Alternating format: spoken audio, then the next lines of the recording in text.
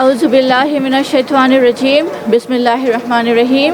শুকরিয়া জ্ঞাপন করছি এত সুন্দর একটা অনুষ্ঠান করার আল্লাহ আমাদের তৌফিক দান করেছেন এবং আজকে আমি এখানে উপস্থিত থাকতে পেরে আমি খুবই আনন্দিত বোধ করছি। নারীদের মুক্তির জন্য, প্রকৃত স্বাধীনতার জন্য, নারীদের মর্যাদা রক্ষার জন্য, তাদের আল্লাহ প্রদত্ত যে সম্মান আছে সেটাকে কায়েম করার জন্য আমি বাংলাদেশ জুড়ে সংগ্রাম করে যাচ্ছি, প্রচেষ্টা চালিয়ে যাচ্ছি এবং আমি আশা করি যে ইসলামের নারীদের যেই প্রকৃত অধিকার স্বাধীনতা যেটা দিয়েছে আমাদের সংগ্রামের ফলে ইনশাআল্লাহ একদিন নারীরা সেটা পাবে।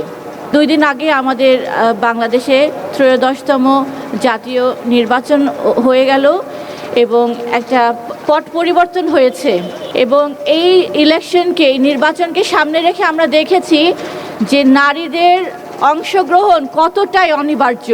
প্রত্যেকটা ধর্মভিত্তিক রাজনৈতিক দলগুলো নারীদেরকে ক্ষমতায়ন করার জন্য তাদের নানামুখী প্রতিশ্রুতি তারা দিয়েছেন। আমি আশা করব যে এই দল সামনে সরকার গঠন করতে যাচ্ছেন তারা নারীদেরকে প্রকৃত রূপে মুক্তি দেওয়ার জন্য, তাদের অধিকার নিশ্চিত করার জন্য সেই সুযোগটা করে দেবেন। আমি বিশ্বাস করি আমার নারীদের মধ্যে সেই অন্তর্নিহিত সেই শক্তি, সেই মেধা, সেই যোগ্যতা, সেই বল, সেই সাহস, অন্যায়ের সামনে মাথা নত না করার সেই অদম্য শক্তি তাদের মধ্যে আছে এবং যে কোনো পরিস্থিতি মোকাবেলা করার জন্য আমার নারীরা সর্বদা প্রস্তুত আছেন আলহামদুলিল্লাহ। আমি আজকে এই অনুষ্ঠান থেকে এটাই আশা করব যে তাদের জন্য একটা পরিবেশ করে দেন, তাদের জন্য একটা প্ল্যাটফর্ম করে দেন।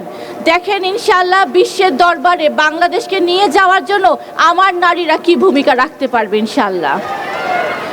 এবং সেই শক্তি আমি তাদের মাঝে দেখেছি, সেই সাহস তাদের মাঝে আমি দেখেছি, তাদের চোখে সেই তেজ আমি দেখেছি।